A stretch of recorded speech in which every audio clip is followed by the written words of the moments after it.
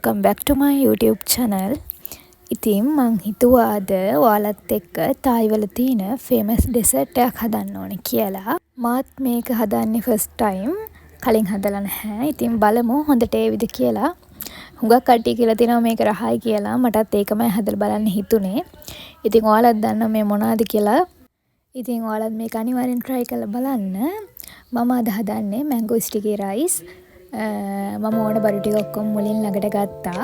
ඉතින් mango sticky rice හදන්න අනිවාර්යෙන් අඹ ඕනනේ. අඹයි මම නම් ගත්තේ හාල් කෝප්පයක් වගේ වැඩිය ගත්තේ නැහැ. මොකද වැඩි දිනෙක නැහැ. මායි නංගිටයි කන්න තමයි හදන්නේ. ඊට පස්සේ පොල් කිරි ගත්තා. බතට දාන්න පොල් කිරි වෙනම සෝස් එක හදාගන්නයි. සීනි, රම්පේ කොළයි, තව ඕන corn flour. මම හාල් ටික ලිපේ තියලා ලුණු ටිකක් දාගත්තා. අවශ්‍ය ප්‍රමාණයට ලුණු දාගන්න. මම නම් ගත්තේ සම්බ ජාතියක්. ගෙදර තිබ්බ නිසා ඒ සම්බ එක ගත්තේ නැත්තම් මේ තායි ස්ටිකි රයිස් හදන්න තායි වල මෙන සම්බ ජාතියක් තියෙනවලු. මම එහෙම හරියටම දන්නේ නැහැ. ඒ වුණාට මම වීඩියෝස් වල එහෙම දැක්කා. ඒකෙන් හැදුවහම බත හුඟක් රහයි කියලා. ඉතින් අපි හාල් එක තියාගෙන දැන් සෝස් එක හදාගන්න තමයි යන්නේ. සෝස් එකට ඕන corn flour මේස හැන්දකුයි, සීනි මේස හැඳි දෙකකුයි, කිරි කෝප්පෙකුයි.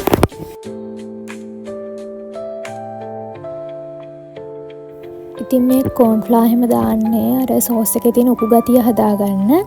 ඔයාලට ගෙදර corn flour නැත්තම් හාල් පිටි වගේ දෙයක් දාගන්න. මේකට රම්පේ කොළ දෙකකුත් දානවා. ඒකේ උනාට සෝස් එක රත් වීගෙන එනකොට හැදීගෙන එනකොට ඒක රම්පේ කොළ දෙක අයින් කරන්න.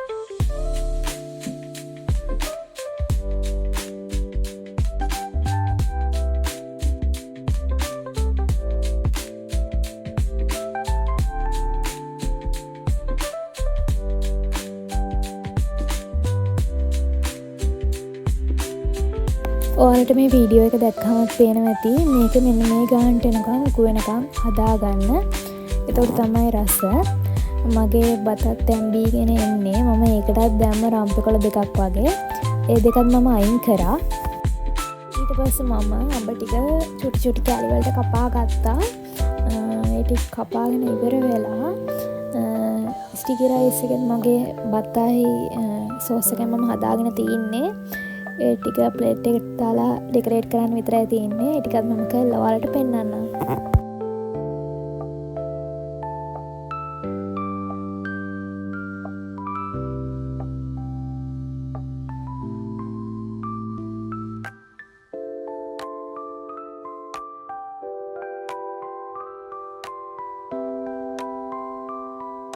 ඉතින් මම මේ විදියට බත් එකයි අඹ ටිකයි තියාගෙන සෝස් ටික ඇඩ් කරගත්තා. ඉතින් අපි ෆයිනල් ලුක් එක බලමු.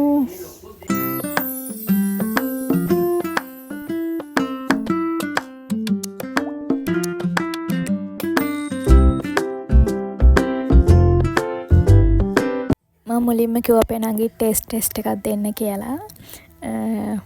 එයා ඇත්තටම වැඩි රියැක්ෂන් එකක් දැක්ුවේ නෑ. මටත් හිතා ගන්න බැරි වුණා මොකද්ද කියලා. ඊට පස්සේ මමත් කාලා බැලුවා. එහෙම ඇත්තටම අර නිකන් කිරිබතුයි අඹයි වෙන වෙනම කනවා වගේ එකක් තමයි මටත් ආවේ. සමහරවිට ඉතින් අපි හදන විදිය හරිද වැරදිද කියලා මම දන්නේ නැහැ. ඒ වුණාට රසයි. නිකන් අර කිරිබත් එක්ක 아무තු පැන් රහක එක්ක අඹ රහ එනවා. ඔයාලා try කරලා බලන්න කොහොමද කියලා. වැඩි වෙලාවක් යන්නෙත් නැහැ මේක හදන්න. අපිටත් පැයක් වගේ තමයි පැයකින් වගේ අපිත් හදාගත්තා.